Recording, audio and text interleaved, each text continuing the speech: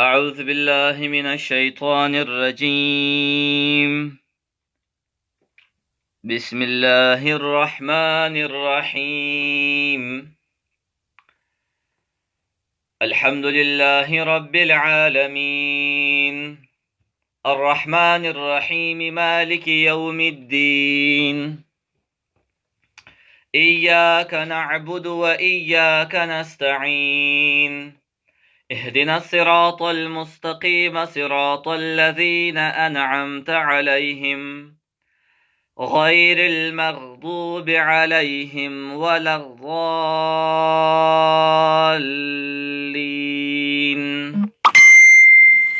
آمين.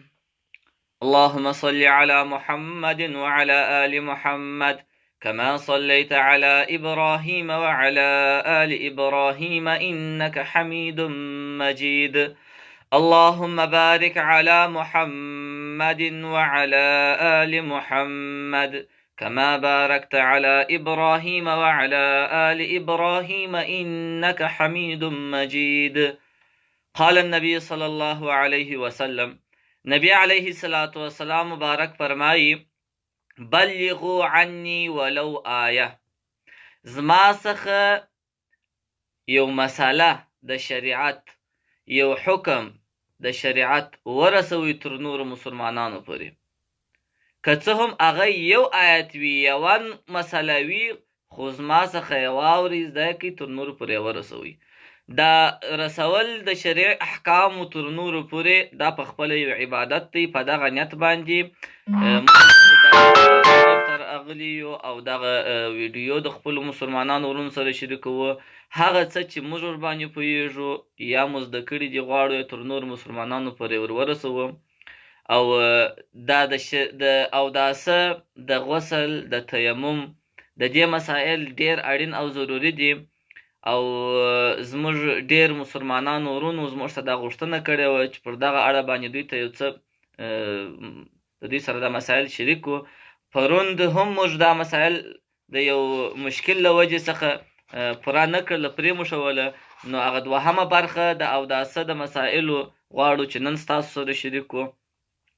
تقریبا 18 مسایل موږ وویله، 14 مسایل د اوداسه اړوند موږ په تېره ورځ وویله. نن به م انشاءالله الرحمن د تېر په څېر باندې د اوداسه اړوند مسایل د خپلو ورونو سره شریک کړو. الله جل وعلا شانه دې موږ ته د بیان توفیق راکړي او زموږ ټولو مسلمانانو ورونو ته، خصوصا هغه کسان چې زموږ سره په دې لایف کې یو ځای کېږي، هغوی ته چې الله تعالی د زده کړې او د عمل توفیق ورکړي، او الله تعالی جل وعلا شانه دې پر دغه احکامو بیانولو باندې موږ ټولو ته اجر او ثواب راکړي. یو بل حدیث هم وایم تر څو چې ملګري ټول راځي او په د خپل پروګرام را شروع کوو. مخکې در دې چې د اوداسو د غسل او تیمم مسایل دې تکمیل کو، یو حدیث لا وایو د تبرک په خاطر باندې. نبی علیه الصلاة والسلام مبارک فرمایي، قل آمنت بالله ثم استقم. نبی علیه الصلاة والسلام فرمایي، وای ته یې وارې ووایه چې قل ووایه آمنت بالله، چې ما پر الله ایمان راوړی دی، ثم وروسته استقیم، بیا پر دا خپل دغه خبره باندې استقامت وکړه، ور باندې سخت ودرېږه. د ایمان راوړلو وروسته، تر کلمه ویلو وروسته، پر دغه ایمان او د دې کلمې پر غوښتنو باندې ثابت قدمه ودرېږه، استقامت په ځان کې پیدا کړه. داسې نه وي چې کلمه سړی ووایي، د ایمان دعوه ولري، اما د کلمې غوښتنه چې شته، د ایمان مقتضا او غوښتنه چې شته، ما خو کلمه ویلې ده، زه خو مسلمان یم، زما څخه ایمان او اسلام څه غواړي، ما ته څه کول پکار دي، د دې فکر نه لرل، دا نو استقامت نه دی. بلکې کله چې سړی کلمه ووایي، ایمان یې راوړی، پر الله باندې ایمان راوړی، نو ده ته پکار ده چې پر دغه ایمان باندې مضبوط ودرېږي، د دې ایمان ټول غوښتنې پر ځای کړي. زموږ ورور احمد خان سلام وایي، وعلیکم السلام ورحمت الله وبرکاته. نو دا حدیث شریف هم موږ که غور پشکې وکړو، ډېر داسې کسان به شاید د دې حدیث باندې بې عمل نه یې کړی، د ایمان راوړلو وروسته به پر د دې د ایمان غوښتنو او د ایمان ضرورياتو ته توجه نه کړي، نو هغوی ته پکار ده چې د ایمان راوړلو وروسته پر ایمان باندې د مضبوط ودرېږي، استقامت ور باندې وکړي، او هغه غوښتنې چې زموږ څخه ایمان او اسلام لري هغه باید په ځان کې عملي کړي. دا دې سره انډیوالان راله، ټوله سلامونه وایي، وعلیکم السلام ورحمت الله وبرکاته. حاجي عبدالرشید الله راولي، حاجي شیرین وعلیکم السلام ورحمت الله وبرکاته. نو موږ انتظار وو انشاءالله چې زموږ ملګري راسي او د اوداسه او د تیمم اړوند هغه پاته مسایل هم سره مطرح کو. احمد خان سوال کړی دی، وایي یو سوال لرم، هغه دا چې د جمعې مبارکې لمونځ چې کله درڅخه تېر سي یوازې به یې په کومه طریقه سره کوو، جواز لري که یا؟ د جمعې د لمانځه لپاره جماعت شرط دی، او که چیرې د چا څخه جماعت پاته سي نو کوشش وکړه بل مسجد ته که کولی سولی، بلې جامع ته چې کولی سولی چې ځان ورسې د هغوی سره په جماعت لمونځ وکړي، او که هغه جمع نه سوی کولی، د جمعې لمونځ څخه تېر سو او بل مسجد ته بله جامع نږدې نسته چې هغوی ته ور ورسېد، د هغو شرکت وکړي، نو بیا د 4 رکعته فرض کېږي، بیا د ماپښین 4 رکعته فرض وکړه. د جمعې په ورځ باندې موږ 12 رکعته کوو، پر دې باندې ما یو ویډیو جوړه کړې وه. د ماپښین د جمعې په ورځ باندې موږ یوازې 4 رکعته سنت کوو، بیا 2 رکعته فرض کوو په جماعت سره، د هغه وروسته بیا 4 رکعته سنت کوو، بیا 2 رکعته سنت کوو. د جمعې په ورځ باندې د ماپښین 4 رکعته فرض پاته کېږي، د فرضو پر ځای 2 یې ځي، 2 یې پاته کېږي. د ماپښین د جمعې په ورځ باندې 4 رکعته پر ځای 2 رکعته فرض کېږي، او هغه به په جماعت کوي. که چیرې هغه جماعت ورڅخه تېر سو نو دی دې بیا دغه وکړي، 4 رکعته دې بیا وکړي، د ماپښین لمونځ وکړي، یوازې نسي کولی، یوازې 2 رکعته نه کېږي. که یوازې کول بیا به د ماپښین 4 رکعته فرض کوي، او که د جمعې په ورځ جماعت کوئ بیا به نو 2 رکعته کوي. او د ډېر کسان داسې سته چې د جمعې لمونځو څخه پاته سي. دلته خو په کندهار کې داسې په یوه جامع کې مثلا زموږ په جامعه کې پر پاوکم 1 بجه باندې جماعت کېږي، د هغه څخه ورپسې بل داسې جامع سته چې هلته بیا پر 1 بجه باندې کېږي، بله جامع بیا پر پابالا 1 بجه باندې کوي. یعنې 3 ټیمه موږ تقریبا لرو، 3 ټیمه، پاوکم 1 بجه او پابالا 1 بجه. نو که د چا څخه یو جماعت پاته سو کوشش چې وکړي چې بل ته ځان ورسوي، که هغه ورڅخه پاته سو کوشش چې وکړي چې بل ته ځان ورسوي، اما که ونه توانېدی نو بیا دې 4 رکعته فرض د ماپښین لمونځ وکړي. دا د ماپښین د لمانځه د جمعې د لمانځه طریقه وه، او پر دا باندې ما یو ویډیو مفصله جوړه کړې ده د جمعې د لمانځه اړوند اړخیزه دغه پکې سته، تقریبا مسایل پکې سته، زما پر صفحه باندې سته. د جمعې لمونځ هغه کې انشاءالله الرحمن وکتل سي، د نورو سره شریک سي، هم په دې اړه باندې ډېر څه په هغه کې سته چې تاسو استفاده ورڅخه وکړئ. بیا هم ډېر پر ځای سوال مو کړی و. موږ نو خپل ملګرو ته دغه یو انتظار یو چې دوی راسي سره، او دغه د پرون ورځې مسایل چې زما د ټلیفون چارج داسې یو دم راکښته سو، او چارجر زما سره د په اداره کې موجود نه و، په کور کې پروت و، نو ټلیفون مې پر بندېدو، بس تاسې په خلص ډول باندې پرون دا موضوع پر نیمګړې پرېښول. غواړو چې هغه د ضروري مسایل که د غسل اړوند وي، اوس موږ ډېر داسې مسلمانان ورونه سته که اودس تازه کوي هم هغه سنت طریقه یې چندانې نه مراعت کړې نه وي، او که غسل کوي د غسل کولو هغه سنت طریقه یې پرېښي. نو غواړو د دغه ویډیو له لارې د لایف د لارې هغه مسایل د غسل، د اوداسه او د تیمم چې فرض دي، سنت دي، یا ځینې مسایل یې مکروه دي چې باید څوک یې ونه کړي، دا ټوله بیان کړو.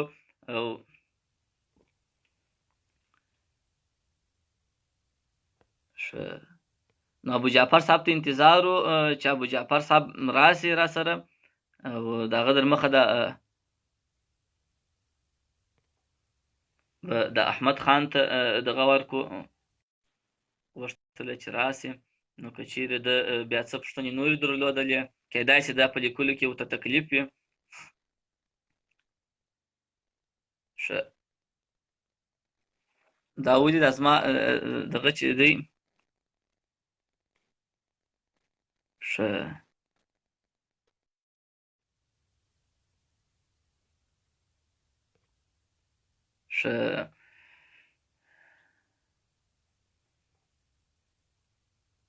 نو د اوداسه مسایل پرون موږ تر 14-19 مسایل د اوداسه او د اوداسه اړوند بیان کړي وه.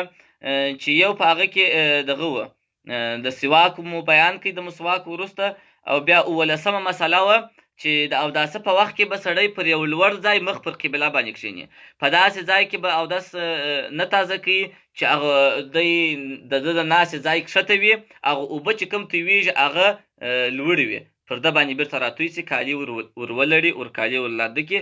نو د اوداسه د سنتو څخه یو سنت دا و چې د اوداسه په وخت کې به مخ پر قبله باندې ناست وي او دغه به وي او نه تر څو چې د اوداسه د اوبو څاڅکي دته ور ونه پاشل سي او کالي ور باندې ککړ نه سي.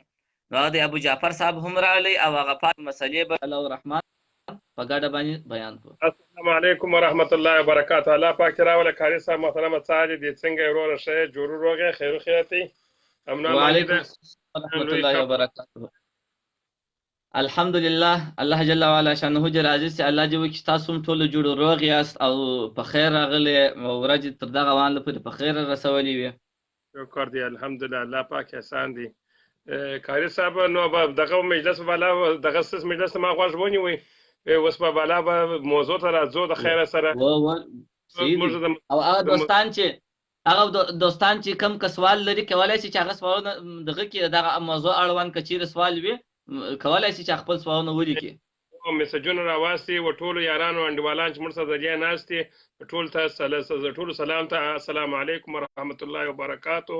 په سره ټولو یارانو ته موږ ځای راغلي دي او دی اوري الله پاک په دنیا پاک دې سرفرازه کې چې د خپل وخت د خپل ټایم څخه موږ څخه ټایم راوېستي. نو د الله پاک دا موږ د خبرې د توفیق عمل باندې راکړي په اوسه چې موږ الله پاک اول باندې واوري او بیا توفیق راکړي چې موږ عمل په وکړو د خیر سره. وامین امین. نو هغه مسائل تقریبا پرون موږ تر 14 پر رسولې و. نو نن 13مه مسله به د اوداسه د مسائلو څخه یا پرون موږ په مسواک او د مسواک سره مخلاصه کړل.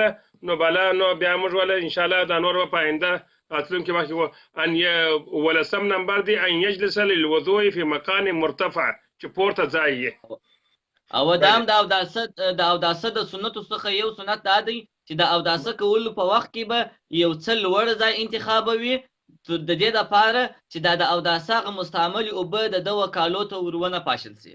نو دوی باندې کې لوړ ځای کښینی پر یو لوړ ځای باندې د اوداسه لپاره کښینستل دا هم سنت دی، هم به مخ پر قبله باندې وي. دا د اوداسه د سنت څخه ده. او که څوک داسې پر یو لوړ ځای پیدا نه کړي یکشنه هم پروا نه لري. البته سنت طریقه دا ده چې ثوابونه نور هم زیات شي چې پر یو لوړ ځای باندې د اوداسه لپاره کښینی.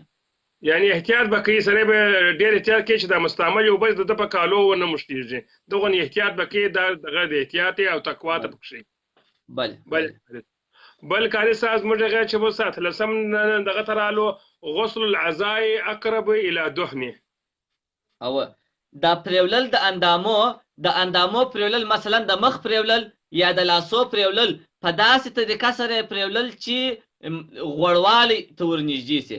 یعنی داسې پریولل څوک چې وای د مخ غوړ کړی دی یو لږ وبره اخلي په اوبو کې دونې بخل کوي چې ماش د مخ په غوړوي دغه خو به اودس صحیح سي، اما دا مکروه دی دا کار دونې کم یعنی داسې به مخ نه پریولي څوک چې وای مخ غوړ کړی دی په اوبو مخ غوړ کی یا په اوبو لاسونه غوړ کی دا نو په اوداسه کې مکروه دی. نه به بیخي ډیر اسراف کوي. مخکې موږ وویل پرون په اوبو کې اسراف کول هم د اوداسه د مکروهوالي څخه دی او دونې کمې اوبه استعمالول چې فقط مازې غوړوالي ته ورنږدې سي دا هم مکروه دی. بلکې درې واره به هر اندام پریولي چې د اوبه ځینې وڅڅېږي. دغه به حتما پریولي چې د هر اندام څخه داسې اوبه پر واچي چې اوبه ځینې وڅڅېږي.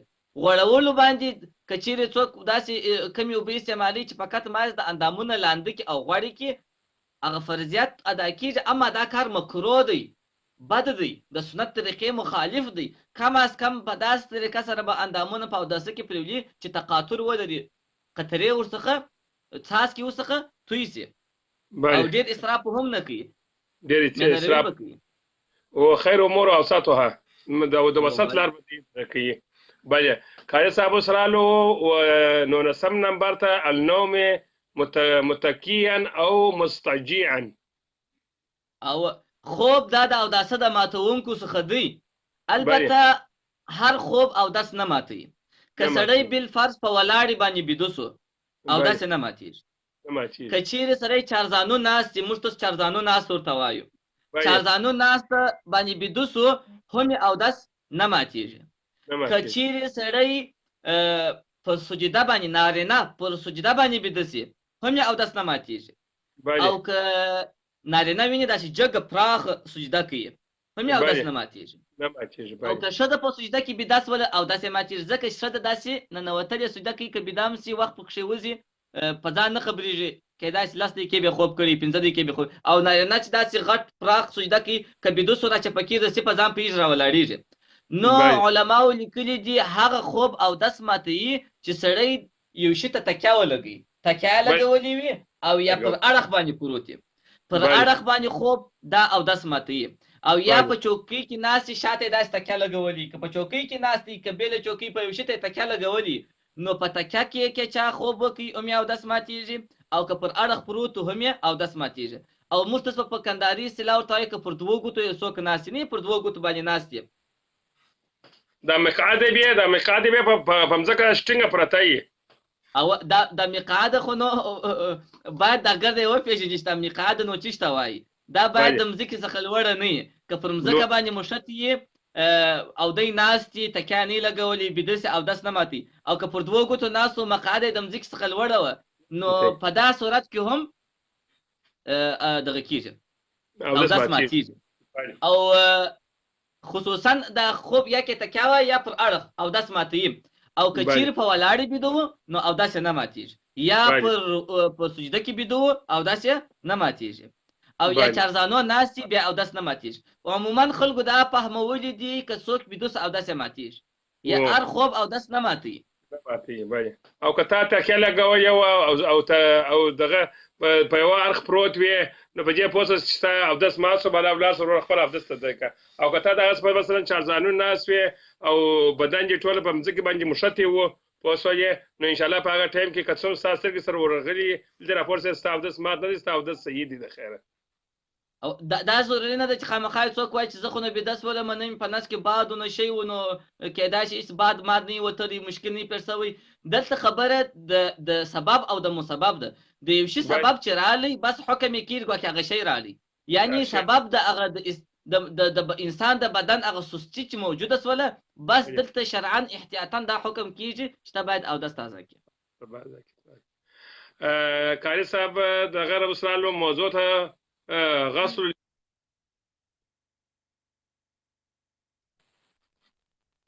بله ابو جعفر صاحب زه چا ما ویله مالوس دغه شلم نمبر ته رالو غسل الیدین مع المرفقین مره. او د دواړو لاسو پرېولل سره تر څنګلو مرتن یو ځل دا د اوداسه د فرضو څخه دي. د اوداسه څلور فرضونه دي. د مخ پرېولل، دواړه لاسونه سره تر څنګلو پرېولل دا په اوداسه کې فرض دي. د سر مسح مو ویلې هغه هم فرض ده. د دوه پښو پرېولل دا هم فرض دي. په اوداسه کې څلور فرضونه دي. مخ پرېولل، دواړه لاسونه سره تر څنګلو، دا څنګلې به پکې داخل دي، دا څنګلې دا پکې داخل دي. او د سر مسح او دواړه پښې سره تر بجلوکو پرېولل دا په اوداسه کې یو ځل یې پرېولل او دا فرض دي.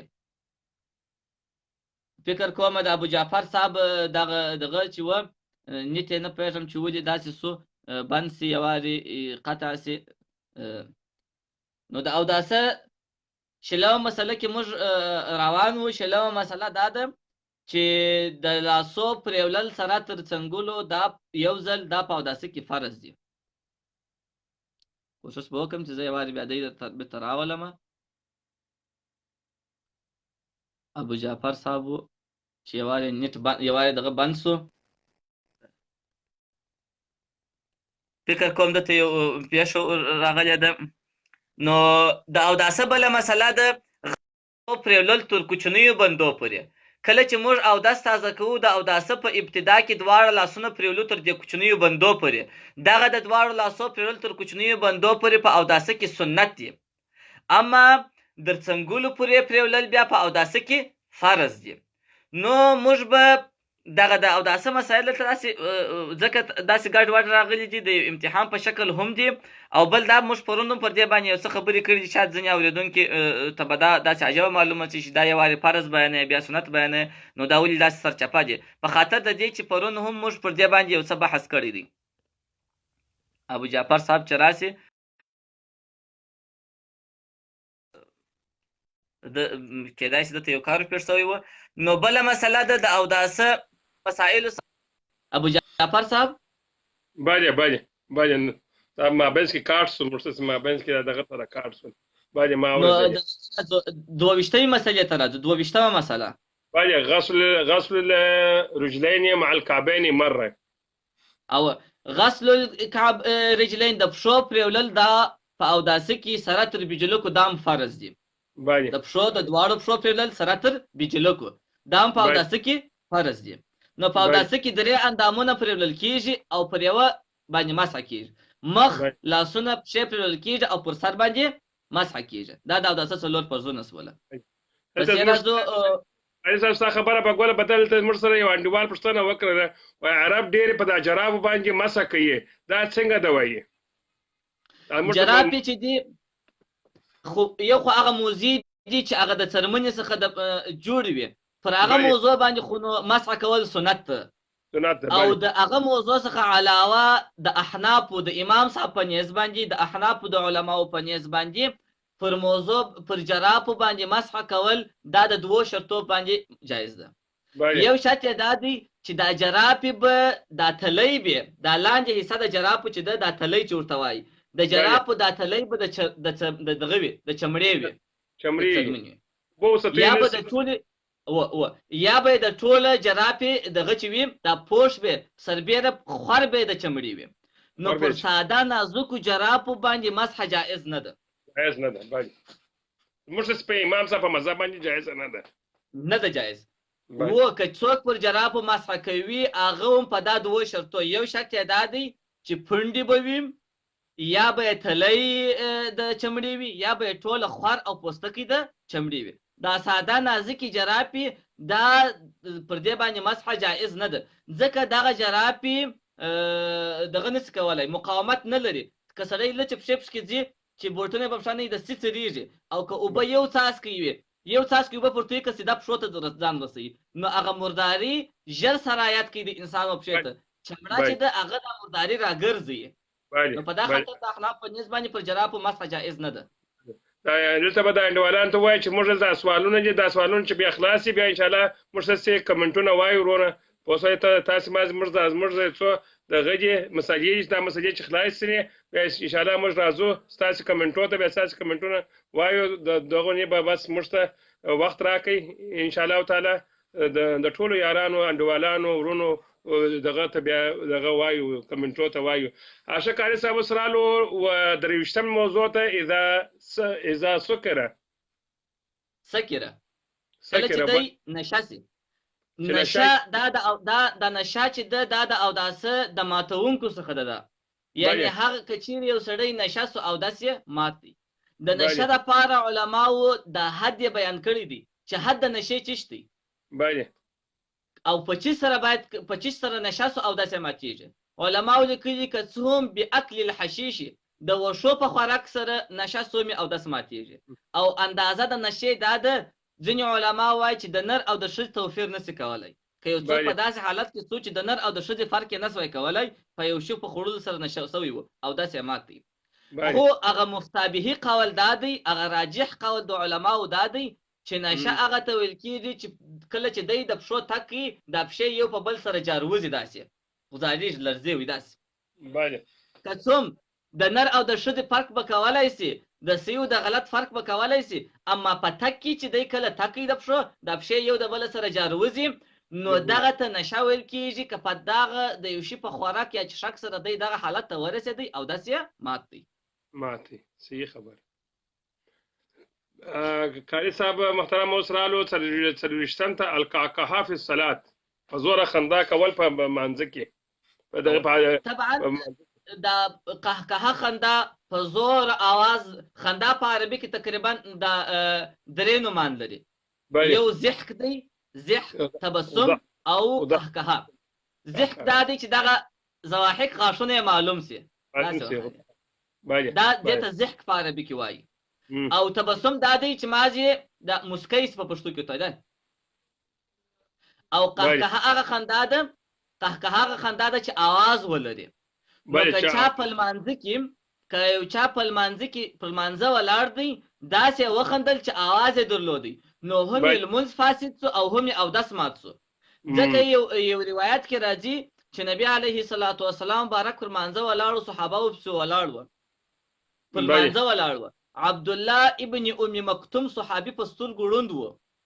دا صحابي را روانو کوشش کوي چې راشي په دوی پسې لمونځ وکړي، راشي شرکت سره وکړي. نو پر لارې را روانو د لارې نه لیدله یو ډب و، هغه ډب تر ولوېدی.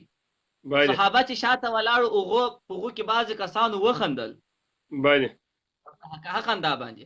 نو د لمانځه وروسته نبي علیه الصلاة والسلام ورته وفرمایله چې په تس کې چې چا وخندله هغه دې هم لمونځ راوګرځي او هم دې اودس وکړي. نو قهقه په زوره خندا چې ده په لمانځه کې دننه د لمانځه فساد هم راولي او اودس هم ماتوي. دا داسې د ماتونکو څخه ده. او بې له لمانځه دا معنا نه کوي چا په زوره وخندل او داسې مات سو. بعضې کسان داسې فهمولي یا په لمانځه کې که دننه سړی ولاړ وي ویې خندل وخندله او دا قهقه سره وویل سوله په هغه سړي باندې مونځ هم فاسد سو او لا بسې اودس په تازه کې اودس هم مات سو، لا بسې اودس په تازه کې بیا به دغه وکړي د خیره سره. بس هېڅ دا خبر ته خو مو دغه وکړي. او اوس رالو قاري صاحب محترمه 25 نمبر ته بسم الله عند غسل كل عضو. بسم الله ویل د لاس وخت د لاس پرولو او د هر اندام. بسم الله چې د علماو لیکلي د اوداسه په سنتو کې چې مخ پرېولي هم به وایي بسم الله الرحمن الرحیم، بسم الله العلی العظیم. دغه بسم الله چې د اوداسه په حالت کې ویل کېږي ځینې علما وایي چې یو خو دا مشهوره بسم الله ده، بسم الله الرحمن الرحیم. ځینې علما وایي د اوداسه اړوند چې د بسم الله د ونه راسي د هغه څخه مراد دا د بسم الله العلی العظیم، بسم الله العلی العظیم، بسم الله العلی العظیم. چې مخ پرېولوم به بسم الله العلی العظیم بسم الله الرحمن الرحیم وایو، چې لاس پرېولوم به بسم الله الرحمن الرحیم سره وایو، او چې پښې پرېولوم به بسم الله الرحمن الرحیم سره وایو. خو ځینې دعاګانې بیا داسې ته چې په پزو بل غړي هغه خاص دعا ځان ته لري چې ما د مخکینیو ملګرو څخه دا غوښتنه وکړله چې دغه دعاګانې د اوداسه په جریان کې ویل کېږي، دا دعاګانې موږ ته ووایاست. ما ول دا د دې لپاره بیا زه پر تخته بیا دا ګرده ولیکم، بیا به د دې ویډیو جوړ کړو، بیا موږ په خپل ګروپ کې شیر کړو، بیا کسان چې ودی وای په ګروپ کې هم شیر وو او د دې په دغه کې د کندهار په ځوانانو په فیسبوک کې هم ان شاء الله موږ دغه کو بیا شیر وو د خیر سره. دا کوم دعاګانې دا اوداسه په حالت کې ویل کېږي په حالت کې ویل کېږي. او د بیت الخلا ته ورځي دغه دعا به وایي، ته بیت الخلا سره وځي دغه دعا به وایي. هغه دعاګانې ان شاء الله موږ ټول ان شاء الله د دې مکمله ویډیو به یې په وسوي چې حمام ته چې باتروم ته نه وځي کومه دعا به وایي چې موږ ان شاء الله تعالی ټول هغه دعا د خیر سره هغه باندې ان شاء الله الرحمن کار کوو که الله کوله ان شاء الله الرحمن. فکر کوم چې د ابو جعفر صاحب انډیوالانو موږ دلته په لایف کې اخته نو دا کوچ تلیفونانو شی مله تېر وي دا لایف سره بیا دغه کیږي سره خرابېږي. شنو اوس مې دا ابو جعفر صاحب پسې راځو شپږم سوال ته راځو. اذا جن نو کله چې یو څوک لیونی سي د لیونتوب حمله ور باندې راسي نو دا مسله د اوداسه د ماتونکو مسلو پورې اړه لري. که پر انسان باندې داسې یو دوره راله داسې یو دماغي فشار ور باندې رالی چې عقل یې مغلوب سو لیونی سو د لیونتوب مرحله ور باندې راله نو په دغه حالت سره که دا اودس درلودي اودس ماتې کله چې بیرته په صد کې سي کله چې دی بیرته هغه د لیونتوب حالت یې ولاړ سي هغه مشکل یې رفع سو نو اودس یې ماتې اودس به تازه کوي ځکه دا لیونتوب هم د اوداسه ماتونکي دي. دا د اوداسه ماتونکو مسایل پورې اړه لري. او 20 نمبر ته رالو قاري صاحب محترمه القي ملاء الفم کوي وال په ډکه خوله سره مل الفم په ډکه خوله کوي چې دی د استفراق کوي چاوي. دا څو حالات لري. یو حالت دا دی چې دونه نه کې مازه زړه راوي شي زموږ ته په پښتو کې یو اصطلاح ده وای د پلان مایدا سیمنه کې زړه راوي شي که چیرې مازې زړه راویښېدی او لږ کوي و نو په هغه سره اودس نه دی مات او که په ډکه خوله سره کوي ووایي نه موږ وایي د پلانکي اوکس وایي وایي باندې اوکې په ډکه خوله یې کوي ووهئ نو په هغه سره بیا اودس ماتېږي او که چیرې داسې و چې لږ لږ کوي ووایي یو وارې نه کې زړه راویښېدی د هغه څخه وروسته بیا نه کې زړه راویښېدی د هغه څخه وروسته بیا نه کې زړه راویښېدی کرار هر وارې جلا څو واره وه خو دا 2-3 واره د یوه ډکې خولې په اندازه کېدل هم بیا اودس ماتوي نو په ډکه خوله سره کوي وهل هم اودس ماتوي او که په لږ کوي وهي خو څو ځلې وهي د مجموعه هم د یوه ډکې خولې اندازه کېدل نو اودس یې مات دی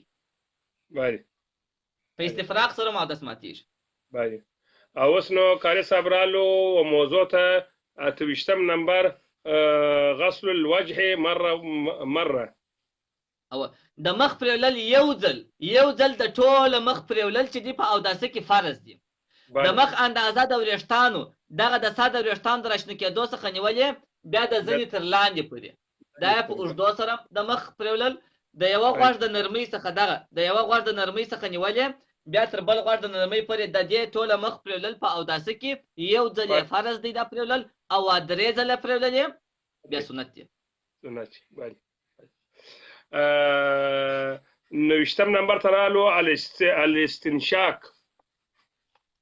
الاستنشاق په پازه اوبل غړول دا د اوداسه د سنتو څخه ده په اوداسه کې په پازه باندې اوبل غړول پزې ته اوبه ور داخلول دا په اوداسه کې سنت کار او باید دا طریقه پرونو موږ بیان کړله چې داسې په لپه کې اوبه ونیسي ورپاشېږي نه ځکه ورځي نه نو داسې ونیولې داسې چې یو لږ څه په دا سږمه باندې کش کړي ډېر جوم نه کشي چې بیخي لاړ سي تر ډېره پورې تکلیف ورته پېښ سي لږ ځای کش کړي چې د دغه ځایو پورې ورسېدل د اخوا جبې ته پوکي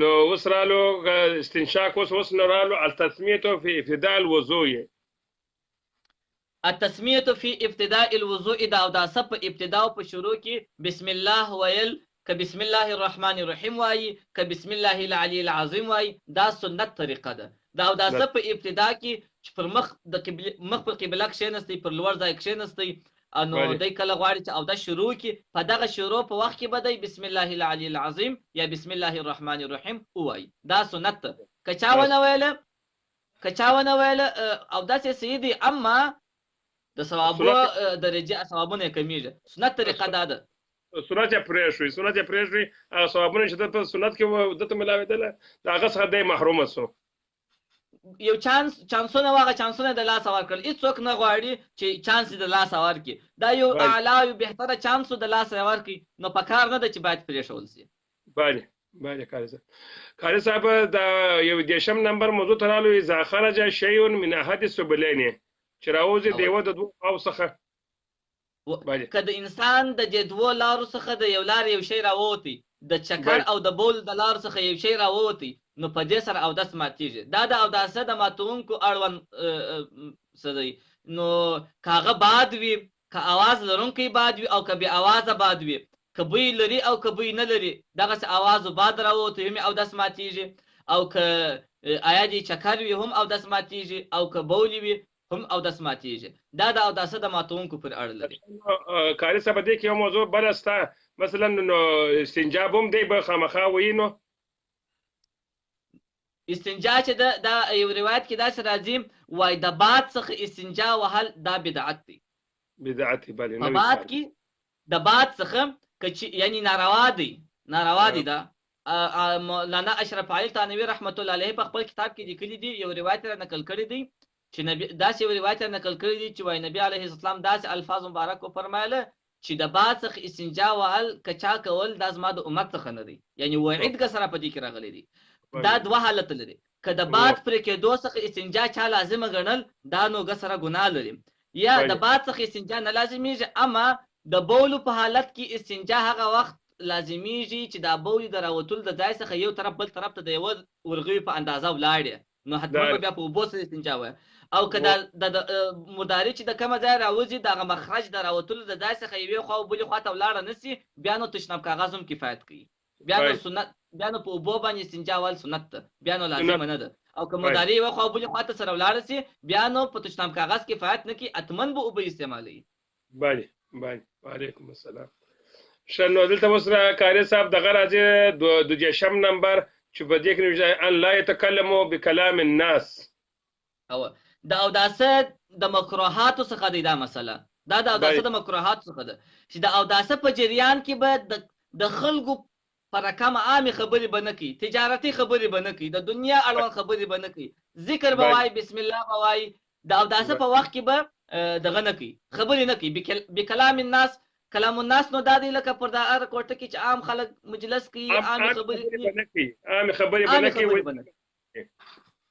دا مکروه دی، دا مکروه کار دی، بد دی، د سنت طریقې مخالف دی، باید ونسي. قاری صاحب اوس راځو دغه ته 3 نمبر ته اذا اغمي عليه، کله به د باندې بېهوشي راغله، اغمي عليه بېهوشي راغله، په دغه حالت کې په خل اودس ماتېږي. او دا د اوداسه د ماتونکو څخه دی. ولې که پر انسان بېهوشي راغله بې سده سو، نو کله چې په سد کې دی وایي زه خو ما اودس درلودی، نو کله چې په ده بې سده سو بېرته په هوش کې راغلی، نو پر ده لازمه ده چې اودس تازه کړي، ځکه هغه اودس یې په بېهوشي سره مات سو. بله قاری صاحب. ښه نو اوس رالو قاری صاحب موضوع ته 4 الدم الخارج مع البزاقه، د وینې راوتل د نارو سره. او که داسې ډېر وخت پیښېږي یو څوک ناړې توکي په هغه کې وینه ښکاره سي، نو په دغه سره اودس ماتېږي او که نه ماتېږي. دا 3 حالته لري. 3 حالته دي. یو حالت دا دی چې ناړې تو کړلې، په ناړې کې وینه وه، وینه ډېره وه، ناړه لږ وه، اودس یې مات دی. که ناړه او وینه سره مساوي وه، ناړه او وینه دواړه سره مساوي وي، برابر وي سره، هم یې اودس مات دی. 3م حالت چې ناړه ډېره وي، وینه لږ وي، اودس یې نه دی مات. نو په ناړو سره که وینه راووتل، وینه ډېره وه، ناړه لږ وه، اودس مات دی. که وینه او ناړه سره مساوي وه، بیا هم مات دی. او که وینه لږ وه، ناړې یې ډېرې وې، وینه یې لږ وه، بیا اودس نه دی مات. ښه قاری صاحب اوس رالو دغه ته المزمزه په 15 نمبر. مزمزه خو نو د خولې اوبه غړول په خوله کې، خولې ته اوبه راچول، د خولې اوبه غړول، دا سنت طریقه ده. که د چا دغه وه، که د چا روژه نه وه، که روژه نه وه، نو هغه به یې داسې ښه غړغړه کړي چې ښه مبالغه به پکې وکړي، زیادت به پکې وکړي، ښه به یې غړغړه کړي.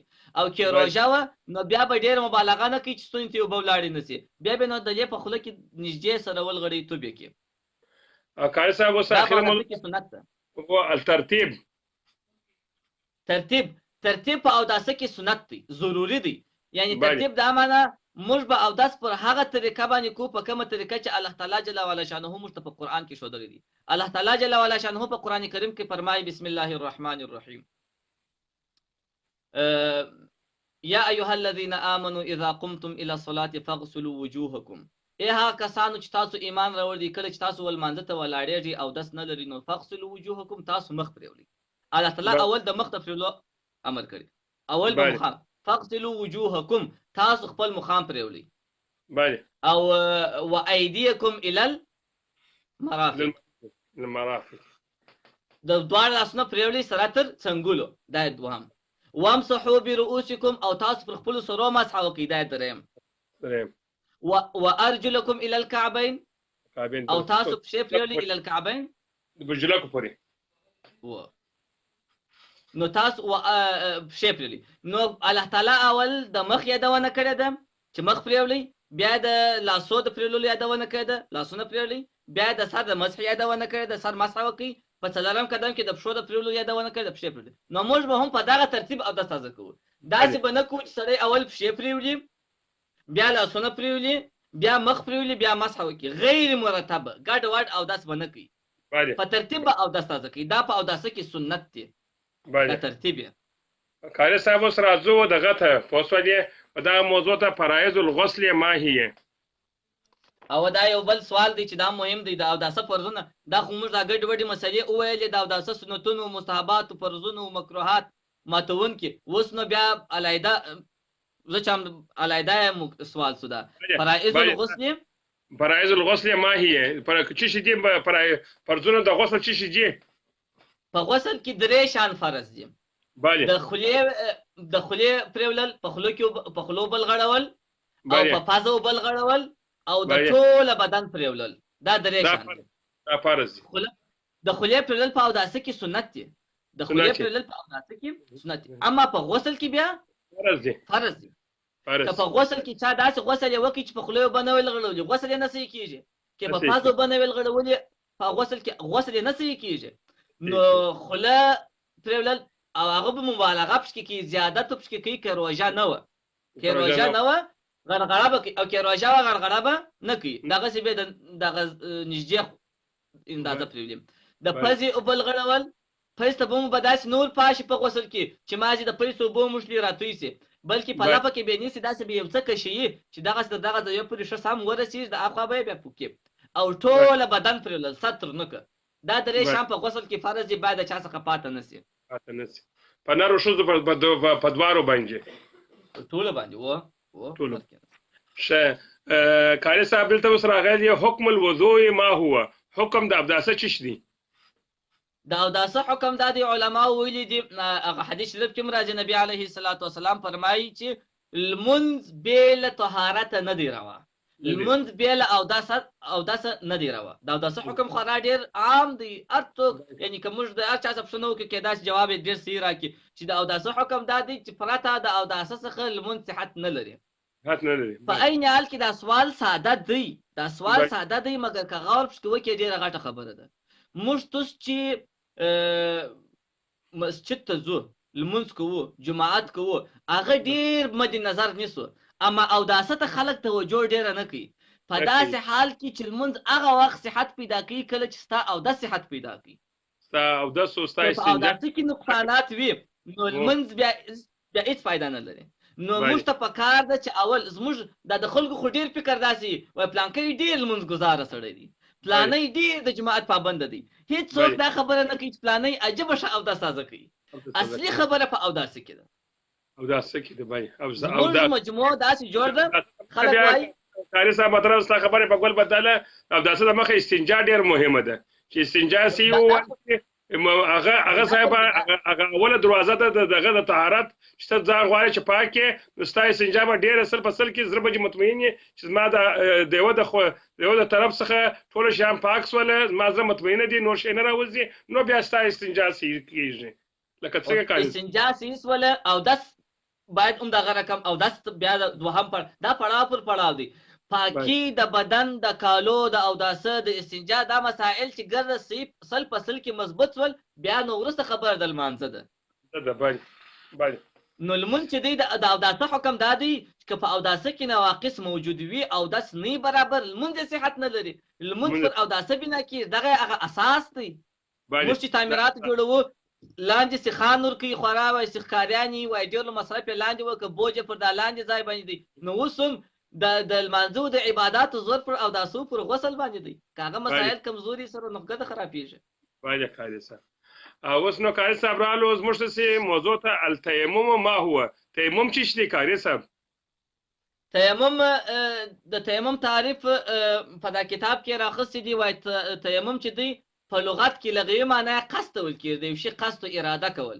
اما په اصطلاح کې د علماو چې موږ تاسو وایي پلانکي چې اوبه نه تیمم وایي.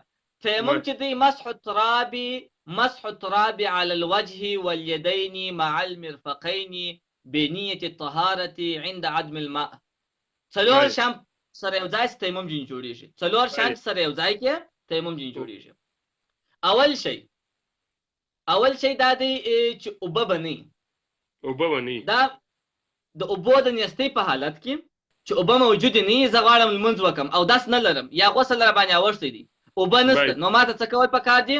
اوبه خو نشته، نو زه خاورې ته د پاکۍ نیت کوم، په نیت سره د پاکۍ نیت کوم چې زه دغه خاوره پر مخ لاسو موږم چې لمونځ راته راواسي.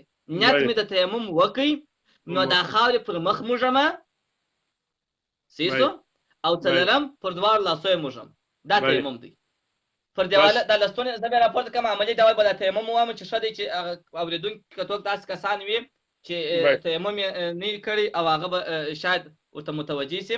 د تیمم طریقه دا ده چې پر دیواله باندې پر سیمیټو، پر ریګ، پر ګچ، پر خاوره، پر ډبرو د مځکې د جنس پر دې شانو تیمم کیږي. بله. نو کله چې پر دیواله باندې لاسونه کښېږدي، ته داسې فرض کړه چې د زما مخ ته دیوال دی، لاسونه یې کښېښوله، نیت مې وکړئ چې اوبه خو نو نشته، زه اودس نه لرم یا غسل نه لرم. د غسل او د اوداست یو رقم تیمم دی، فرق یې نشته. اوس نو اوبه نشته او د لمانځه وخت هم دی او زه اودس نه لرم یا غسل را باندې اوښتی دی، نو زه نیت کوم او دا خاورې ته چې په دا خاوره سره پاکي حاصل کړم. نیت په زړه کې کېږي، داسې نیت وکړي چې په دې تیمم سره ماته لمونځ راواسي.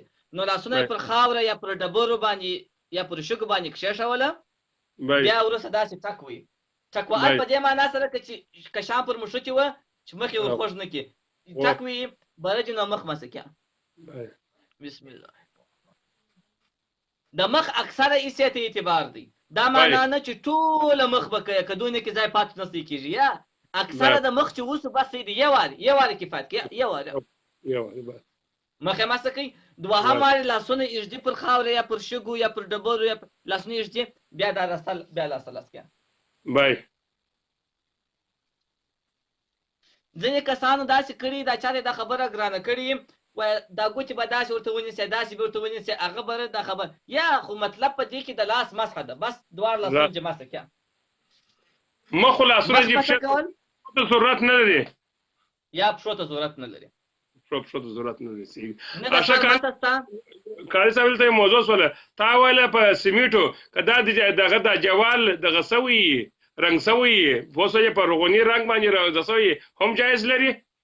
یا رنگ بیا جلا شي دي، رنگ جلا شي دي، پر رنگ کې پر انداره باندې، پر دې باندې، پر تخته باندې، پر دې باندې بیا تیمم نه کیږي. البته که چیرې ګرز باندې پروت وو، ګرز پر پروت بیا هم پروا نه، بیا پر څه کیږي. او که ګرز نه پاک انداره، پاک روغنی دیوال پر هغه باندې بیا نه کیږي. خامخا یا به سمیټي یا به د ګچي یا به د خاوري یا به د ډبرې په هغو باندې کېږي، دا څلور شیانو باندې.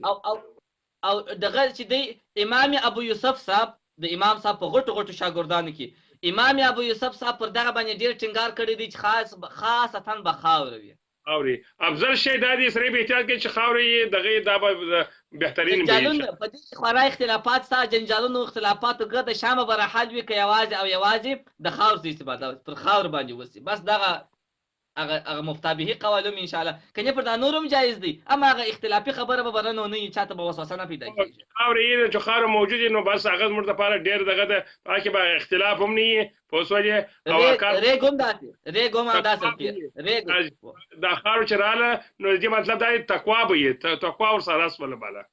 او قرآن عظیم شان کې هم دغه سي الله فرمایي چې دا د تراب یادونه کړي، د خاور د مځکې پاک مخ یاد کړي، د مځکې پر پاک مخ د خاور څه استفاده. که څومره نورم جایز دي، خو ښه خبره دا ده چې د خاور څه ولې که د سیمیټ یادونه وسي خلک به سبا پر د روغني دیوالو باندې تیمم نه وي.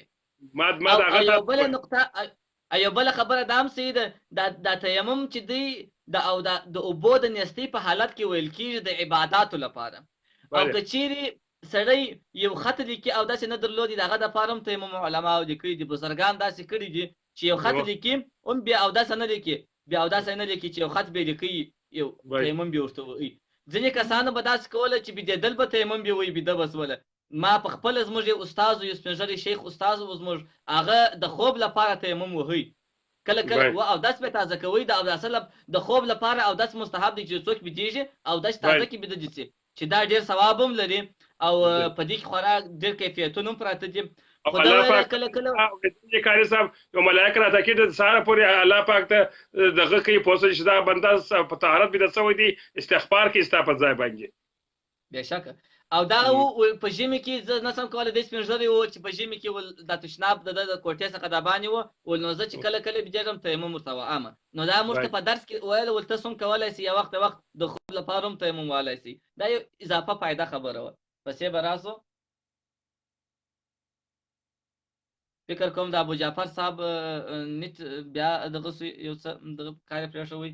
دلته جمیل همت سلامونه وایي، وعلیکم السلام ورحمت الله وبرکاته.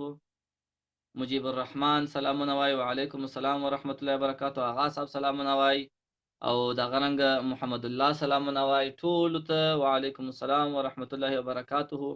الله دې وکړي تاسو ټوله جوړ روغ یاست خوشحاله او صحتمند اوسېږئ. ابو جعفر صاحب بیا نیټې کار پرېښوی، نه پوهېږم چې ولې داسې څه ستونزه پېښه شوې ده.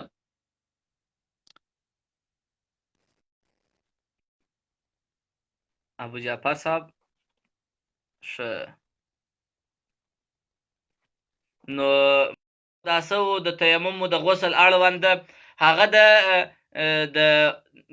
د اوداسه ماتونکي نواقض الوضوء د اوداسه ماتونکي په کومو شیانو سره اودس ماتیږي. دا موږ په تیر درس کې یادونه کړې وه، خو اوس یې داسې په خلص ډول باندې یو بل دغه راخصی دی چې په کومو شیانو سره اودس ماتیږي، د دې یادونه به وکړو. ابو جعفر صاحب راغلی انشاءالله. بله قاری صاحب، ابو جعفر صاحب نواقص الوضوء ما هي؟ نقصونه د اوداسه دي. د اوداسه ماتونکي شیان تقریبا 10 دانې دي. بله. د هغو څخه یو شی چې دی د اوداسه ماتونکي د دوه لارو څخه د یوې لارې، که د چکر لارې او که د بولو لارې وي، د دې دوه لارو څخه که یو شی راووتی یا په دې دوو کې د یوې لارې څخه یو شی راووتی، که باد وي، که هغه باد آواز ولري او که ونه لري، که بوی ولري او که ونه لري، که بولي وي او که عادي چکر وي، په دې سره اودس ماتیږي. بل د بدن څخه د وینې بهېدل دي. که د انسان د بدن څخه وینه وبهیږي هم یې اودس ماتیږي، او که ځای پر ځای باندې ولاړه وه نه ماتیږي. بهېدل په شرط که د بدن څخه وینه راووتل وبهېدل اودس ماتیږي. دریم شی چې اودس ماتوي هغه د زخم څخه د ژیړو اوبو او د ګندونو راوتل دي. د انسان پر بدن زخم یا دانه دغه دانې د زخم څخه که چیرې اوبه راووتلې یا د ژیړې اوبه یا د ګندونه راووتل، نوونه راووتل، هم یې اودس ماتیږي. څلورم شی خوب دی. هغه خوب اودس ماتوي چې سړی پر اړخ پروت وي یا یې تکیه لګولي. پنځم شی چې اودس ماتوي هغه بېهوشي ده، چې پر انسان بېهوشي راله اودس یې ماتوي. شپږم شی چې دغه ماتوي اودس ماتوي هغه لیونتوب دی، چې پر انسان باندې لیونتوب راسي، لیونی سي، عقل یې مغلوبه سي، اودس یې ماتیږي. اووم شی چې اودس ماتوي هغه نشه ده، سړی نشه سي، ولو که څوم دی واښه وخوري. علماو لیکلي دي ولو باکل الحشیش، که څوم د خاشو او د وښو په خوراک سره وي، یو ایله خاشا یې وخوړلې، شپیشتې یې وخوړلې، نشه سو، لا هم اودس ماتیږي. د نشه اندازه دا ده چې په تک یې داسې دغه پیدا شي، د پښې سره جاروزي، نو اودس یې ماتیږي. نو دغه اتم شی لپاسو هغه په ډکه خوله سره کوي وهل، دا هم اودس ماتوي. او قهقه نهم شی په زور خندل په لمانځه کې دننه په زور وخندل مې اودس ماتیږي. لسم شی د ناړو سره وینه راووتل مې اودس ماتیږي. قاری صاحب محترمه، پنځم تراسو ما هو حکم الاستنجاء؟ څه دی حکم د استنجا؟ د استنجا حکم پرون موږ په دا ویلو چې دوه اړخونه لري. په یو حالت کې د استنجا په اوبو سره وهل سنت ده، په بل حالت کې فرض او واجب ده.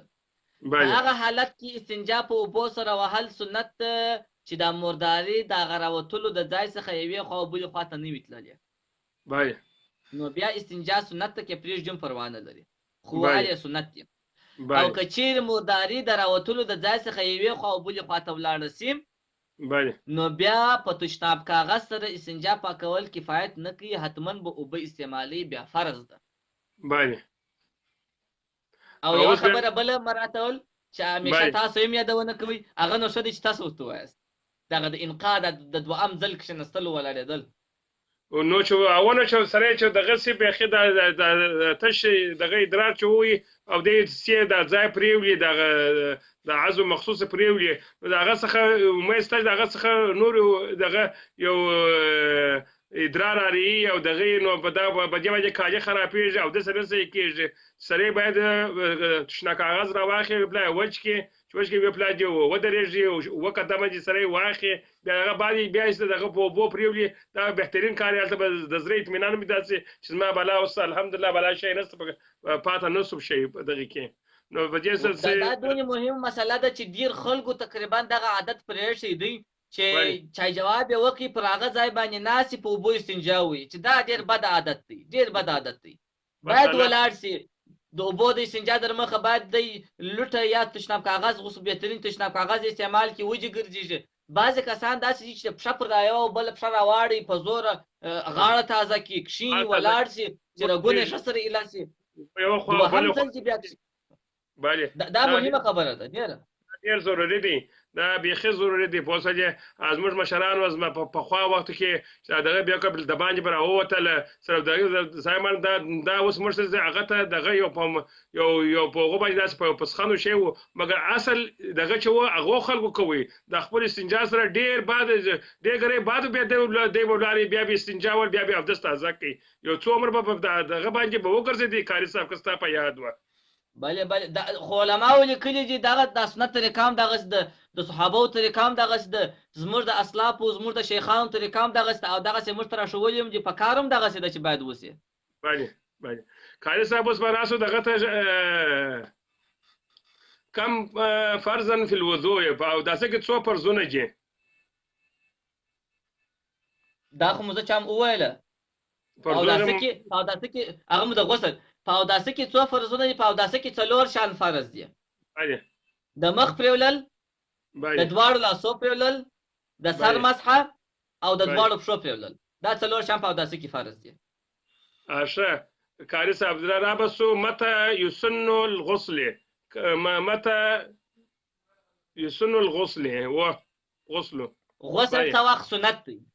متى يسن الغسل؟ غسل څه وخت کول سنت کیږي؟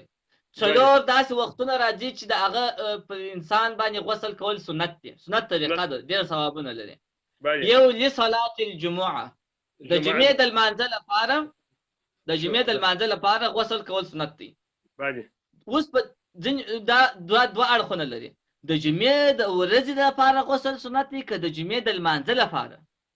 خو علما وایي د جمعې د لمانځه لپاره سنت دی. که چیرې یو سړی د جمعې د لمانځه وروسته غسل کوي هغه سنت نه دی. ولې دا چې غسل باید د جمعې د لمانځه د اهتمام د هغه دپاره وسي، باید اهتمام د لمانځه دپاره وسي، یو ښه پاک کالي واغوستل سي، عطر به وي، دا ټول په سنت کې راځي. دا د لمانځه د سنتاتو څخه دی، د لمانځه اړوند دی.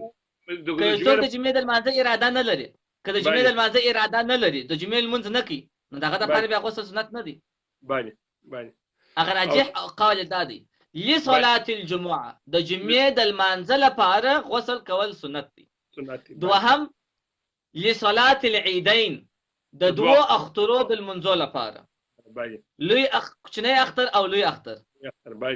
نو د دغه اخترو لپاره چې څوک اختر ته ځي، د اختر د عیدګاه ته ځي، د اختر لمانځه ته ځي، د هغه دپاره غسل کول سنت دی.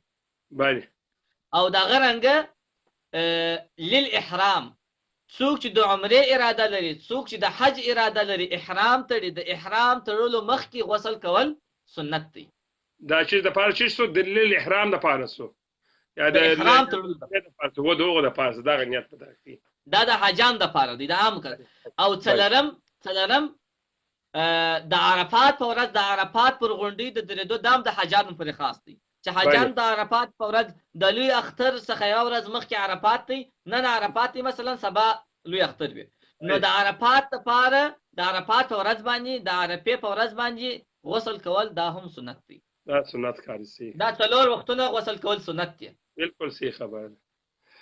ښه کاري صاحب اوس راځو دلته متى يفترض الغسل، کله فرض کیږي غسل؟ غسل چې دی دا په څو شانو سره فرض کیږي. د غسل فرض کوونکي شان اسباب یې 4 دي. 4 داسې اسباب شته چې دغه اسباب موجود سوله، د 4 څخه یو موجود سو غسل فرض کیږي. اول سبب یې څه دی؟ علماو لیکلي دي انزال المنی، دا منی مواد راوتل دي على وجه الدفق والشهوة. دا منی چې وځي هم د غورځېدو او د خوند حالت به دواړه شان به سره وي، چې منی انزالیږي، انزال منی راوځي، هم به غورځي او هم به خوند ورسره وي، که د نر څخه وي او که د ښځې څخه وي، که په خوب کې وي او که په ویښه وي. دا اکثره چې فلانکی وایي شیطان موږ ته په اصطلاح دا جوړ کړی وایي شیطان خطا است شیطان بازی راکړه شیطان خطا که شیطان خطا است په خوب کې هم دا منی ووتله د خوند سره د احساس سره د خوند احساس سره او غورځېدلو سره او کالي چې اکشن سي مرداري هغه مواد راوتلي وو کالي لړلي وو نو که بیده هم غسل پر فرض کیږي که ویش هم غسل پر فرض کیږي که نر وي او که ښځه وي دغه حالتونه چې راځي دغه حالتونه یو صحابیه رااله د نبی علیه الصلاة والسلام څخه پوښتنه وکړل چې یا رسول الله که ښځې داسې په خوب کې ولیدل لکه نر چې ویني غسل پر لازمي چې که یا کنایه کې ورته ویل نبی علیه الصلاة والسلام ورته ویل کې د خوند احساس وکړي پر لازمیږي د امهات المؤمنین څخه د امهات المؤمنین د نبی علیه الصلاة والسلام د میرمنو څخه یو میرمن ناسته وه چې د ټولو مسلمانانو مور ده هغې وویله د چا پر چا وایي داسې دغه دا پړی داسې کوي چا لکه موږ ته چې وایي دا زموږ ته د کورو ښه چې وایي یو نو ښځه نو هم داسې کېږي ښځې ته نو هم داسې یو دغه راځي داسې حالت پیښېږي نبی علیه الصلاة والسلام ورته ویل بلې و ښځو ته هم دا حالت پیښېږي نو علماو لیکلي دي چې دا چې د نبی علیه الصلاة والسلام په میرمنو کې یوې داسې و چې دا تعجب یې ښکاره کوي چې ښځو ته هم دغه شی پیښېږي دا شیطان خطا باسي نو دا نه پوهېدل وایي ځکه د نبی علیه الصلاة والسلام میرمنې چې وي امهات المؤمنین چې وي هغه د شیطان دغه څخه الله ساتلي وي عامې ښځو ته دا پیښېږي هغه الله تعالی ساتلي وي دا ګور دغه کرامت وو هغه الله ساتلي وي هغه ته دا نه دا تعجب معلومېدل چې ښځو ته جنوم داسې حالت پیښېږي اما عامو ښځو ته هم دغسې په خوب کې دا حالت پیښېږي لکه نارینه ته چې انزالیږي او غسل باندې لازمیږي نو اول سبب د غسل د فرضېدو دا دی د غسل د فرض کېدو اول صورت دا دی چې انزال د منیو راسي منی ووځي د غورځېدو او د شهوت ترڅنګ او که چیرې څوک یو دروند شی پورته کړي داسې علماو لیکلي دي وایي د درانه شي په پورته کولو سره که مني راووتله خوند احساس نه ورسره د غورځېدو احساس نه ورسره وایي غسل نه فرض کېږي د منیو دپاره چې د مني راوځي غسل هغه وخت فرض کوي چې دا دوه شیان ورسره وي غورځېدل او خوند که د نر څه وي او د ښځې وي که په ویښ او که په خوب کې دوهم سبب چې غسل پر فرض کېږي هغه دا د حیض مسله ده حیض خو دا د ښځو میاشتانه مریضي ده ښځو ته چې کومې مریضي راځي دا میاشتانه مریضي چې ورته راځي دا ماهواري مریضي چې ورته راځي دغه عادتونه د چا هغې درې د چا هغې اووه څو په عادتو مطابق 5 ورځې 8 ورځې تر 2 ورځو کم نشته تر 10 ورځو زیات نه دی نشته بلې هغه بیا په ناجوري کې راځي او دغه مریضي چې ښځو ته راغله د مریضۍ په حالت کې خو ښځه لمونځ نه کوي روژه نه نیسي د خاوند سره نزدېکت نه دی ورته راوه مسجد ته به نه ځي قرآن به نه په خوله وایي نه به لاس وروړي دغه ښځې چې دغه مریضي ورباندې تېره شوله کله چې د مریضۍ څخه پاکه شوله هغه وینه یې ودرېدله نو پر دې باندې غسل فرض دی غسل دریم شی چې غسل هغه د ښځو پرې خاص شول دریم شی چې غسل لازموي غسل فرض کېږي هغه نفاس دی نفاس هم د ښځو اړوند مریضي ده نفاس هغه مریضي ته ویل کېږي چې د کوچني د پیدایش وروسته ښځې ته ورپیدا کېږي چې یو کوچنی پیدا سو د کوچني د تولد څخه وروسته چې ښځه کومه مریضي لري ښځې دغه مریضي څخه پاکه شول چې هغه 40 ورځې یې زیاته موده ده کمه موده معلومه نه ده کېدای شي د ښځې د کوچني د پیدایش وروسته 15 ورځې مریضي هغه بنده شي کېدای شي په 10مه ورځ بنده شي کېدای شي په 20مه ورځ بنده شي خو تر 40 نه زیاتېږي که دغه مریضي بنده شوله هم پر ښځې باندې غسل فرض دی څلورم شی چې غسل فرض کوي هغه د ښځې سره نزدېکت دی که خاوند د خپلې ښځې سره کوروالی وکړي د کوروالی په کولو سره غسل فرض کېږي چې د نارینه عورت د ښځې په عورت کې داخل سي غسل فرض کېږي څوم دغه نه وي څوم دغه انزال ونه سي که څوم انزال ونه سي ځان یې سوي هم فرض ما ته یو چاټ میسیج راوکړي راته ویې ویله وایي ما د غسل اړوند یو ویډیو جوړه کړې وه د هغه اورېدل بیا ما ته میسیج راوکړي وایي ما څو ځله به داسې وو چې ما به نزدېکت وکړي زه به انزال نه شوله ما غسل نه کوئ بیخي کلونه دا ګورې مسله وه داسې پاته سوې وه نو د ده داسې فهمولې وه چې که څوک نزدېکت وکړي او بیا انزال سي نو بیا دغه کېږي غسل واجبېږي اما داسې نه ده غسل دغه چې وسوله چې د ښځې او خاوند تر مابین اجتماع رااله، یو نزدېکت رالی، د نارینه عورت د ښځې په عورت کې داخل سو، بس غسل لازم دی که څوم انزال را نسي. شبالي شکاري صاحب صلی الله تعالی کم فرضا فی الغسل، څو فرضونه دي په غسل کې؟ په غسل کې څلور درې شام فرض دي. دا مخکې موږ ته څه چا وویل که یا نه دي ویلي؟ دا مو وویل هغه حکم فرائض الغسل باندې هغه په هغه ځای کې راغلو فرائض الغسل کې، خو دا موږ تکرار سوله تکرار شنیه دي، نو به هغه خو موږ د غسل بیان وکړي. شبس به دا وایي لسم ته ما هو حکم النیه، نیت څه دی؟ د نیت حکم او نیت دا چې موږ دا حدیث شریف کې راځي، نبی علیه الصلاۃ والسلام فرمایي انما الاعمال بالنیات، عملونه چې دي په نیت پورې اړه لري. دا د نیت خورا ډیر غټ رول دی د انسان پر اعمالو او پر کړنو باندې. نیت په مجموع کې که موږ وګورو په لمانځه کې نیت چې دی رکن دی، د لمانځه د رکن شرط دی، د لمانځه د شرایطو څخه یو شرط دا دی سړی به نیت د لمانځه کوي چې فرض لمونځ کوم، واجب لمونځ کوم، 2 رکعاته دی، 3 رکعاته دی، قضایي دی، ادایي دی، یوازې کوم، په امام سره کوم. نیت په لمانځه کې شرط او فرض دی. نیت په تیمم کې فرض دی، په تیمم کې هم نیت فرض دی، لکه په لمانځه کې چې فرض ضروري دی، په تیمم کې هم نیت فرض دی. اما په اوداسه کې د فرض، په اوداسه کې سنت دی. که په اوداسه کې سړی نیت وکړي چې لمونځ راته راواسي، بدن پاک سي، خو دی که نیت ونه کړي بیا نیت هم اوداسه کېږي. اما په اوداسه کې سنت دی، ثواب لري. او دغه رنګه په غسل کې هم نیت کول سنت دی. په غسل او په اوداسه کې سنت دی، په تیمم او لمانځه کې فرض دی. 4 حالت لري د نیت. زه چې ابو جعفر صاحب بیا دغه نیت سره کمزوري سو، دغه نظموش ته د هغه پښتنو څخه تقریبا هغه داسې هغه اخیرنۍ پښتنه و، که نور پښتنې د دوی سره نه وي. ابو جعفر صاحب دغه نیت نه پیژم چې ولې بند سي، وار وار ولاړ سي، څه مشکل ورته پېښ سي.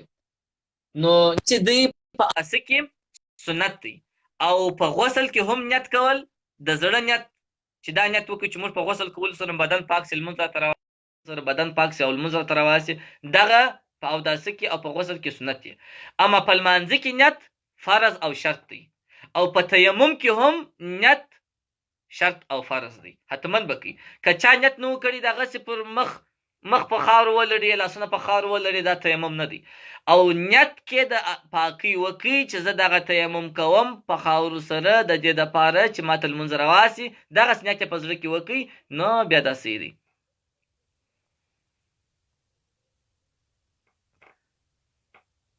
ابو جعفر صاحب رالی د خیره.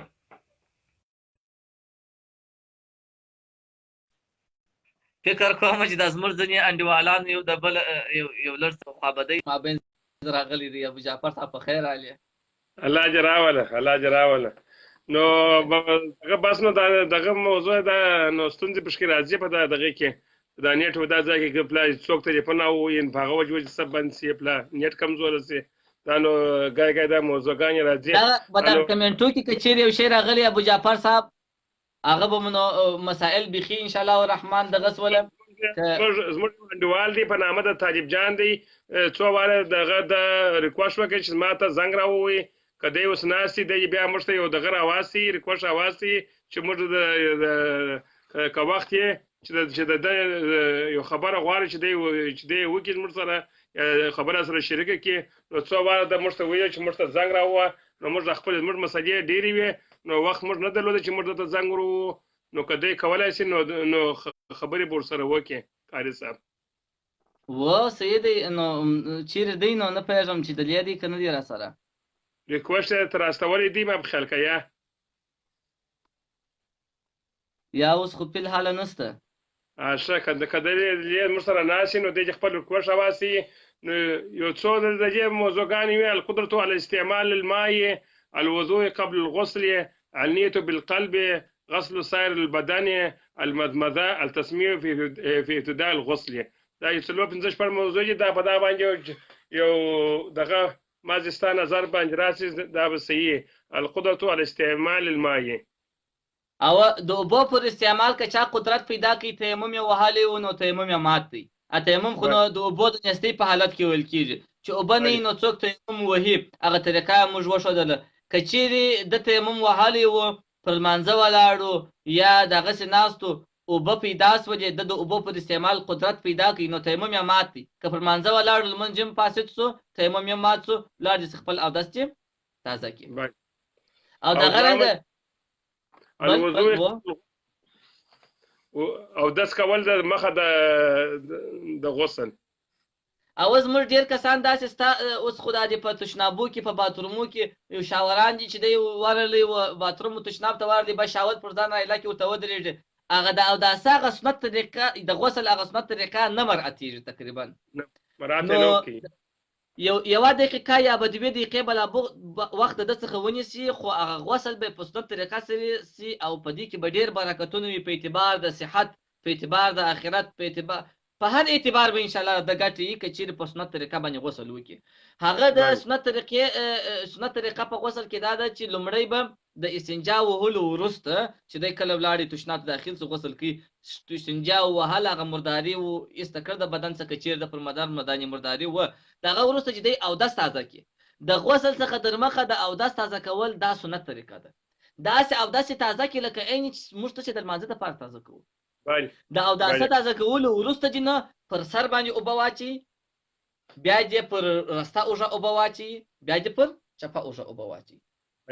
په دغه طریقه سره چې غسل وکړي نو دغه باره هم د ثواب په لحاظ باندې ښه دی او هم هغه سنت طریقه پکې داخلېږي. او که چیرې دغه د اوداسه د غسل څخه مخکې اودس تازه کول دا سنت دی. باید د سنتو مراتبه کې د غسل کې په دې کې د ثوابونه الله پاک ورکوي. او دا خو موږ بیله دغه چې پر هغه نور مسایلو باندې موږ وغږېږو چې د طب په لحاظ باندې په دې کې نور څه حکمتونه پراته دي په دې کې نور څه رازونه پراته دي یا موږ ورباندې پوهېږو نه یا موږ په دې اړه باندې تحقیق نه دی کړی. په زرهاو حکمتونه په دې کې پراته دي په زرهاو د یوازې یوه ګټه نه چې یوازې ثواب بلکې په زرهاو حکمتونه په دې کې پراته دي. ګټې پکې نغښتې دي.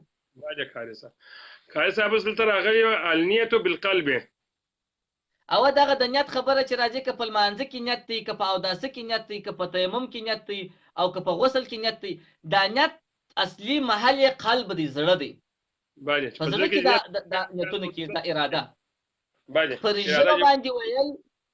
ژبه باندې ویل حتی د ډېرو علماو په نسبت باندې پر ژبه ویل بدعت دی سره وای په کار لا نه دی پر ژبه ویل. اصلي نیت د زړه د اعتبار وړ دی چې په زړه کې دغه نیت ورته وسي چې زه دغه کار د څه دپاره کوم او د چیش دپاره کوم ولې کوم او که کوم په کومه طریقه کوم او اخلاص به د الله تعالی جل وعلا شانه دپاره به کوم اخلاص به پکې کې نو دغه د زړه ارادې ته نیت ویل کېږي. او که په لمانځه کې هم دا د زړه دا معتبر دی که په دغه کې وي د اوداسه دپاره وي هغه هم د زړه نیت معتبر دی. النیت بالقلب نیت به په زړه سره وي په ژبه باندې ضروري نه دی او نه کول پکار دی. باید قاري صاحب دا پاک خیر درکړي. دلته بیا راغلی دی غسل سایر البدن پرېولل د ټوله بدن. او د ټوله بدن پرېولل خو نه معلومه خبره ده چې دا د غسل د فرضو څخه یو فرض دی. دا مسایل موږ ته ځکه ابو جعفر صاحب وایو چې ښه تکراري سي. او پنځم هلته راغلی المزمزه دا ډېره مهمه ده. مزمزه په اوداسه کې خو نو سنت و د خولې پرېولل اما په غسل کې مزمزه فرض ده. په غسل کې باید د خوله پرېولل سي. خوله پرېولل په غسل کې فرض ده او د اوداسه په وخت کې بیا سنت ده. دا ځینې کسانو به دا سوالونه کوله. یو کتاب دی د فتاوای معما په نامه سره داسې معماګانې دي داسې مسائل دي چې بیخي سړی ډېر پریشانه کړي چې دا څنګه مسله ده. وایي هغه څوک دی چې په یو غړپ اوبو سره د غسل صحیح کېږي. وایي هغه څوک دی چې په یوه غړپ اوبو سره غسل کېږي هغه دغه حالت ښیي چې ټوله غسل یې کړی او مزمزه یې نه یې کړې د خولې ټوله بدن یې پرېولی دی خو خوله یې نه ده پرېولې په خوله یې اوبه نه دي لغړولې نو د دغه کس غسل نه دی سي تر څو چې دا یو غړپ اوبه لا هم دی غړغړه نه کړي. التسمية في ابتداء الغسل. اوله بسم که د الله. اوداسه په ابتدا کې چې بسم الله سنت ته، همدارنګه د غسل په ابتدا کې هم بسم الله العلی العظیم او بسم الله الرحمن الرحیم دا هم سنت ده. د غسل په ابتدا کې هم بسم الله وای. هغه اذکار دا خو ان شاء الله الرحمن موږ تاسو د خپل ملګرو سره دا قول وکړي چې د غسل په جریان کې چې کم دعاګانې ویل کیږي، مثلا یا د اوداسه په حالت کې پر غوږو کومه دعا ویل کیږي، د خولې په مینځلو په وخت کې کومه دعا، د پزې د مینځلو په وخت کې کومه دعا، د سر د مسې په وخت کې کومه دعا ویل کیږي، د رسته لاس د پریولو په وخت کې دعا سته، د چپه لاس د پریولو په وخت کې دعا سته، د رستې پښې د پریولو په وخت کې دعا سته، د چپشې پښې د پریولو په وخت کې دعا سته. دا تقریبا 18 دعاګانې دي چې دا چندانې اوس کوونکي لږ دي. دغه دعاګانې به ان شاء الله الرحمن زه پر تخته ونوشته کړم، بیا به دوی ته وایو هم او شروع بیم چې دغه دعا په پلانکي وخت کې ویل کیږي. دا دعاګانې زما د ټولو ورونو څخه دا خواهش دی چې دغه دعاګانې بیا تازه کړي، بیا په یاد کړي او په خپلو اوداسو کې حتما جاري کړي، ځکه دا مستحب دي، علماو لیکلي دي او په دې کې برکات ان شاء الله سته. او دا هر دعا مثلا د رسته لاس په وخت کې دا دعا ویل کیږي چې یا الهي زما عمل نامه د قیامت ورځ باندې په رسته لاس راکړه، چې د یو آیت مضمون دی دا. او په چپه لاس باندې ویل کیږي چې یا الهي زما عمل نامه په چپه لاس مه راکوه. د دې سمې وسه دا انسان کې یو احساس پیدا کوي، یو تصور د نیکۍ پیدا کوي، د بدیو څخه د ځان د حفاظت تصور په انسان کې پیدا کوي. لا به ډېر حکمتونه په دې کې وي چې دا موږ ته را ژوندي کړو، یو سنت یو مستحب چې موږ ته عمل ورباندې وکړو یا تر بل چا پورې ورسو، دا به زموږ ته لپاره بیخي ډېر لوی خیر وي. الله پاک قاری صاحب خیر درکړي. اوس تاسو هم ډېر ناوخته سو، اوس وخت مم دغه سو، اوس الله پاک ته بس په دنیا او په آخرت کې سره پیرازه لره. موږ دا کم سوالونه موږ واورېدل، ته یقین من ډېر شیان موږ څخه خپله هېر وه چې هغه مو په داسې په ویلو سره را په یاد شوله.